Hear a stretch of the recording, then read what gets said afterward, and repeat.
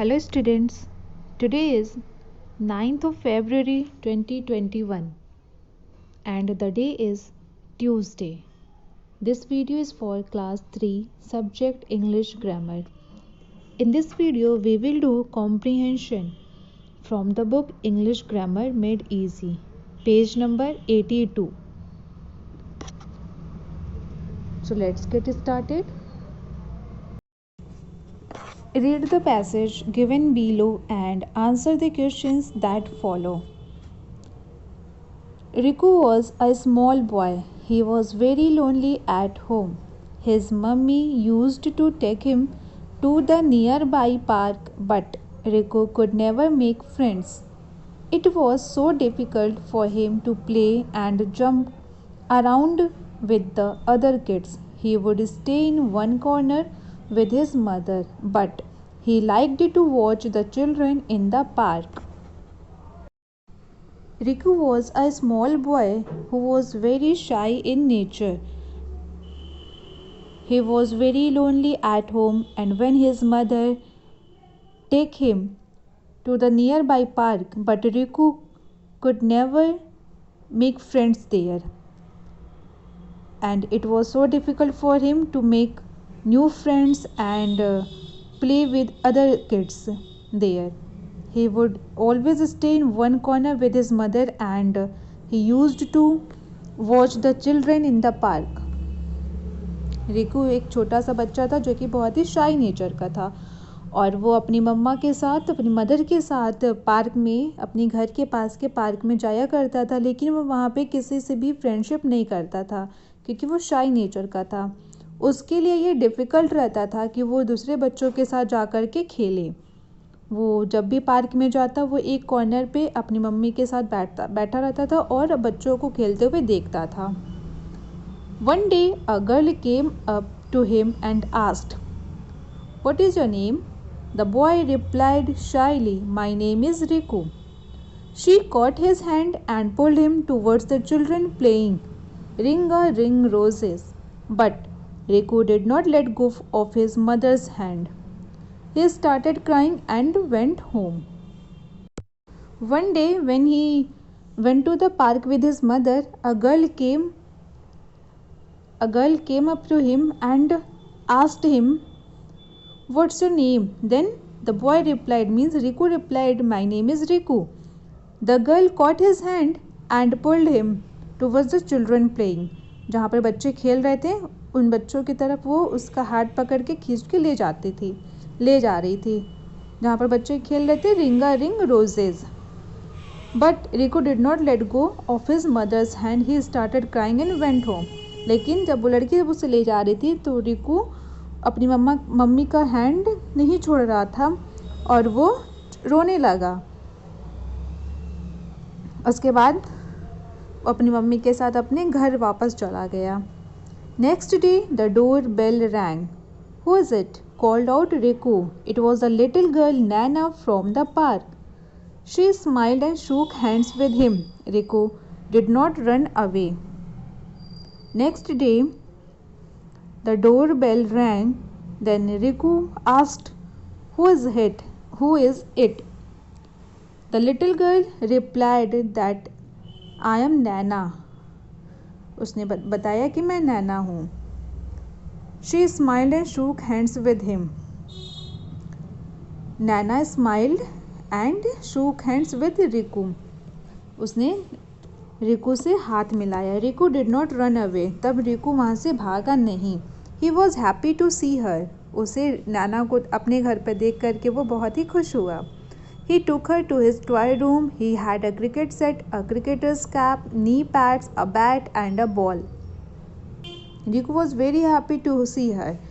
He took her to his toy room. वो अपने toy room में ले जाता है नैना को. वहाँ पर क्रिकेट सेट रहते हैं, उसे दिखाता है जिसमें कि क्रिकेटर्स कैप होता है, नी पैड्स होता है, बैट एंड बॉल रहते हैं. तो वो उस नैना को अपने सारे ये क्रिकेट सेट दिखाता है. Naina asked him if they could played cricket. Riku agreed. They carried the bat, ball, wickets and stumps to the garden. Nana bowled and Riku played like a true batsman. Soon, a family from the neighborhood joined them in the game. Everybody clapped as Riku hit many sixes. नैना उससे खेलने के लिए बोलती है, cricket खेलने के लिए बोलती है, तो रिकू एग्री हो जाता है, मीन्स सहमत हो जाता है। वे दोनों बैट बॉल लेते हैं, विकेट स्टम्प्स सब चीज़ को लेकर गार्डन में जाते हैं, वहाँ पर खेलते हैं। नैना बॉलिंग करती है, रिकू बैटिंग करता है। और वो जैसे बैटिंग करता है लगता है कि जैसे वो कि एक ट्रू बैट्समैन है। और जल्द ही जो उनके पड़ोसी होते हैं, फैमिली होती है पड़ोसियों की, वो लोग भी उनके उस गेम में पार्टिसिपेट करते हैं, मीन्स उन लोग को ज्वाइन करते हैं, नैना को और रिकू को। Everybody clapped as Riku hit many sixers. सभी लोग क्लैपिंग करते हैं क्योंकि रिकू ने कई सारे सिक्सर्स मारे रहते हैं। Before leaving, Naina told Riku, see, it is easy to make friends. All you have to do is smile and shake hands. In the evening, he went to the park and played with everybody. Riku was happy to make new friends. उसका घर छोड़ने से पहले नैना रिकू को बोलती है कि देखो, फ्रेंड्स बनाना कितना आसान है। All you have to do is smile and shake hands. Friends जैसे बनते, जैसे एक छोटा सा हम स्माइल कर दे और हैंड शेक कर लेते तो उससे हमारे फ्रेंड्स बन जाते हैं।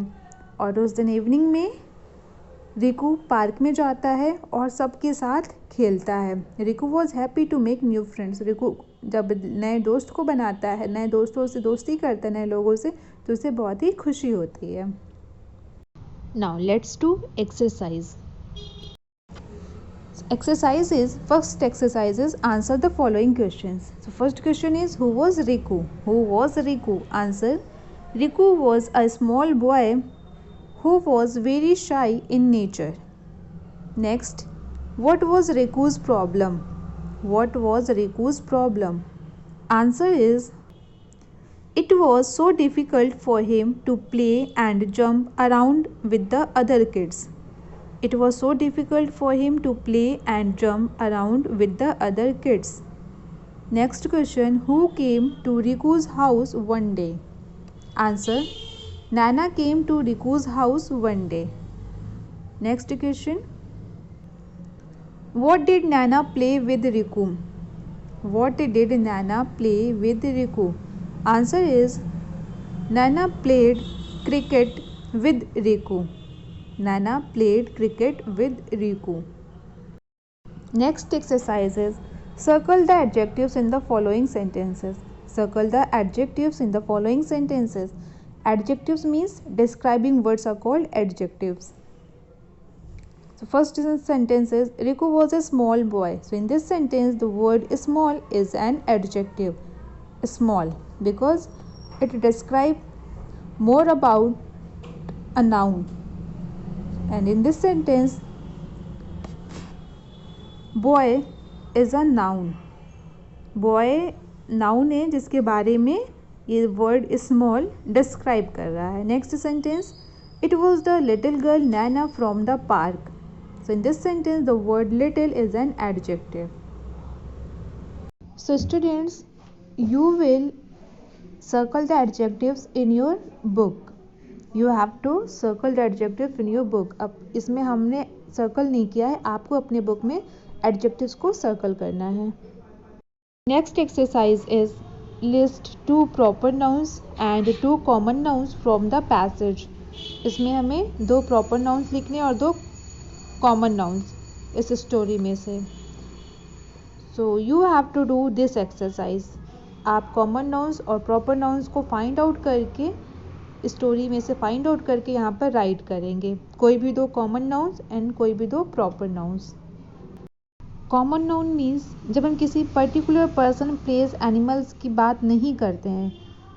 जब किसी भी पर्सन, प्लेस, एनिमल्स और थिंग्स की बात नहीं करते, वो कॉमन नाउन होता है. और जब हम किसी स्पेसिफिक पर्सन, प्लेस और थिंग्स की बात करते हैं तो वो प्रॉपर नाउन होता है. Proper nouns always begin with a capital letter. Proper nouns हमेशा कैपिटल लेटर से स्टार्ट होते हैं और कॉमन नाउन हमेशा स्मॉल लेटर से स्टार्ट होता है. सो स्टोरी में से फाइंड आउट करके आप यहाँ पर राइट करेंगे.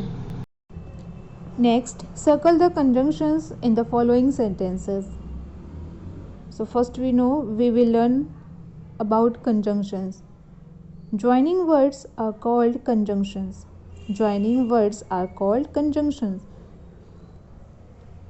जो दो शब्दों को, दो वाक्यों को और दो फ्रेजेस को जोड़ता है उसे कंजंक्शन कहते हैं.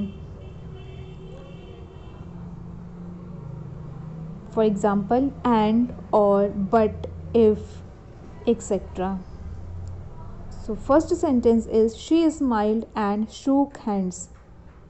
So in this sentence the word and is a conjunction. जो वर्ड है एंड ये दो फ्रेजेस को जोड़ रहा है. She smiled and shook hands को ज्वाइन कर रहा है. Next, his mummy used to take him to the nearby park but Rico could never make friends. So the word but is a conjunction. Next, write words from the story which mean the opposite of these words. हमें इन words के अपोजिट write करने story से find out करके. First word is easy. Easy, so इसका opposite होगा difficult. DIFFICULT. Difficult means कठिन. Next, laughing. LAUGHING. सो इसका अपोजिट होगा crying. CRYING. Crying. CRYING. Next, sad. So opposite of sad will be happy. HAPPY. Happy. Next, enemy. ENEMY. Enemy means शत्रु या दुश्मन. So opposite होगा friend. FRIEND. friend. So students, do all the exercises in your notebook and book. So students, do all the exercises in your book. Your homework is you have to do all the exercises in your book.